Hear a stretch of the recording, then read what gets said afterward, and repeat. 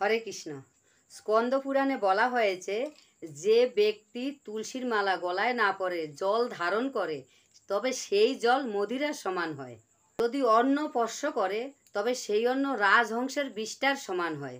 স্কন্দ পুরাণে বলা হয়েছে, স্নান করার সময় যদি গলায় তুলসীর মালা থাকে, এই মালার ধোয়া জল সমস্ত অঙ্গে লাগে, তখন সেই ব্যক্তির সমস্ত তীর্থে স্নান করা হয়ে যায়। সমস্ত তীর্থে স্নান করার ফল প্রাপ্ত হয়। শ্রীল ব্যাসদেব গোস্বামী পদ্মপুরাণে এই সত্য লিপিবদ্ধ করেছেন, এতে কোনো সন্দেহ নেই। এবার তুলসীর মালা কেন আমরা 3 পেজ গলায় ধারণ করব তা নিয়ে আমরা এখন একটু আলোচনা করব।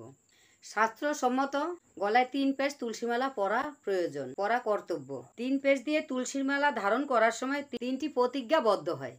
প্রথম প্রতিজ্ঞাবদ্ধ হলো, আমি নিজেকে উদ্ধার করিব। কিভাবে? শ্রীহরির নামের দ্বারা। দ্বিতীয় প্রতিজ্ঞা হলো, আমি আমার পরিবারকে উদ্ধার করিব শ্রী হরির নামের দ্বারা। তৃতীয় প্রতিজ্ঞা হলো, আমি যাহাকে দেখিব তাহাকে বলিব হরিনাম। উদ্ধার হইবে সে হরিনামের দ্বারা। এইভাবে তুলসীর মালার প্রথম পেজে নির্দেশ করে সম্বন্ধ তত্ত্ব, অর্থাৎ জীবের স্বরূপ হয় শ্রীকৃষ্ণের নিত্য দাস।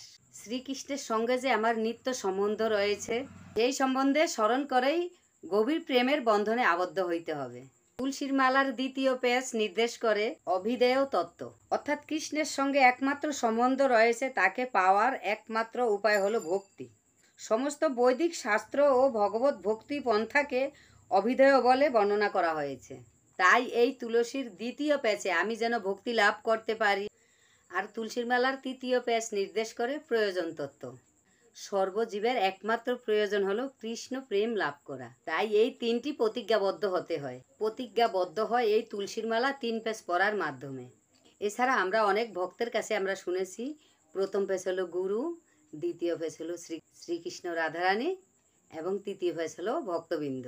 এই জন্য তুলসীর মালা 3 পেজ পড়তে হয়, 1 পেজ অথবা 2 পেজ নয়। তাই অবশ্যই আপনারা 3 পেজ তুলসীর মালা পরবেন।